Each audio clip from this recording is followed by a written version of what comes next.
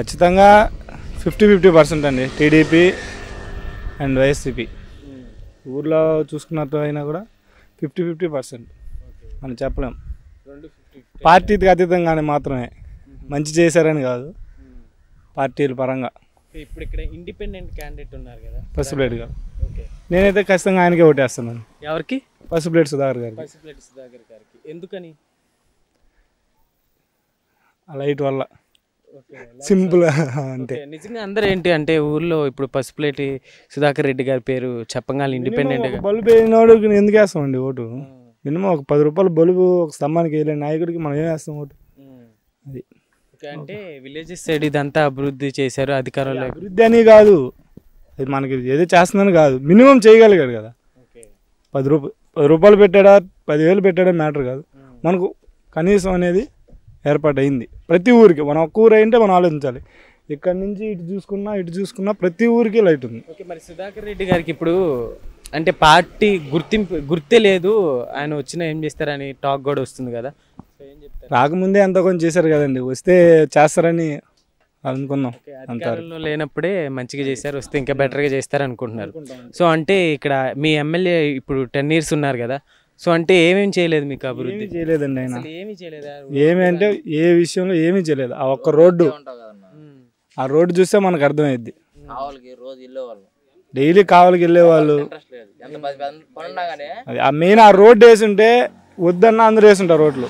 ఆ రోడ్డు ఒక్క వల్ల ఇటు ఎన్ని విలేజెస్, ఎంత ట్రాన్స్పోర్ట్, ఇక్కడ పండ్ల కల్చర్కి ఇలా ఐస్ బండ్లు అన్నీ వెళ్తూ ఉంటాయి, రోడ్లు ఆ విధంగా ఉండి చాలా ఇబ్బంది అవుతుంది ఆ రోడ్లో. అది ఒక్కటి అది చేయలేదు, ఏది చేయలేదు ఆయన. అది వరకు మాత్రం గట్టిగా చెప్పగలుగుతారు ఎవరన్నా. ఇక్కడ ఒకవేళ మామూలుగా మీరైతే సుధాకర్ రెడ్డి గారిని గెలిపించాలనుకుంటున్నాను. నేనైతే అనుకున్నాను. ఓకే, సో అయితే ఇప్పుడు ఓవరాల్గా చూసుకుంటే జగన్మోహన్ రెడ్డి గారు రూలింగ్ ఎక్కడ ఉందండి? అసలు రూలింగ్ లేదు, ఏం లేదు. ఓకే, ఓవరాల్గా ఎవరు కావాలనుకుంటున్నారు? నేను లాస్ట్ టైం జగన్కే ఓటేసాను. జగన్కే ఓటేసాను, గెలిచిన తర్వాత గొంతు పెట్టాడు జై జగన్ హరిచెల్లు ఉన్నాను నేను కూడా. మరి ఎందుకని ఎంత చేంజ్, ఎంత మార్పు? ఆయనలో అంత మార్పు ఉన్నందువల్ల మనలో మార్పు ఉండడం తప్పలేదు కదా. ఆయనలోనే గట్టిగా అనుకున్నాం మంచి నాయకుడు, యువ నాయకుడు వేస్తుందని గట్టిగా నమ్మాము, అప్పుడు వేసాను. ఇప్పుడు నచ్చలేదు, అస్సలు నచ్చలేదు. ఒక కంపెనీ రాలేదు, ఒక రోడ్లు వేయలేదు. ఇప్పుడు నేను ఆక్వాకల్చర్ చేస్తున్నాను, కరెంటు బిల్లులు, బొగ్గు బిల్లులు అన్నీ పడుతున్నాయి. 10,000 కరెంట్ బిల్లు వస్తే 20,000 బొగ్గు బిల్లు వస్తుంది. టోటల్గా 30,000 బిల్లు వస్తుంది. దాంట్లో మనం వాడింది 10,000 మన బిల్లు అయితే 20,000 ఎక్స్ట్రా పడుతుంది. అదొక్కటి చాలు. మరి సీఎంగా ఎవరు రావాలనుకుంటున్నావు బ్రదర్? కూటమినా లేకపోతే జగన్? కూటమే, చంద్రబాబు నాయుడు గారు సీఎం. చంద్రబాబు నాయుడు గారికి లాస్ట్ టైం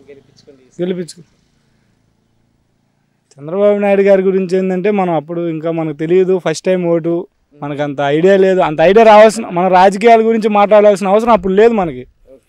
మనం చదువుకున్నామా, జాబ్ చేస్తున్నాం, అంతవరకు ఎవరైనా సరే. రాజకీయం దాకా చిన్న పిల్లోడు కూడా రాజకీయాల్లో తిరుగుతున్నాడు అంటే ఎందుకు తిరుగుతున్నాడు? మేము చిన్నప్పుడు ఉన్నప్పుడు ఎవడో రాజకీయాలు తెలియదు, పెద్ద పోడు, ఎవడో ఇంట్లో పెద్దోళ్ళు పోవాల్సిందే. చిన్న పిల్లోడు అడిగినా కూడా రాజకీయాల గురించి మాట్లాడతాడు ఎవడన్నా.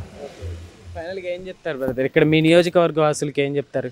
ఖచ్చితంగా వైసీపీ మాత్రం ఓటేయద్దండి, టీడీపీని గెలిపించుకోండి, లేదా పసుపులేటి సుధాకర్ గారికి ఓటేయండి. వైసీపీ మాత్రం వేయద్దు, అది మాత్రం గట్టిగా చెప్తా.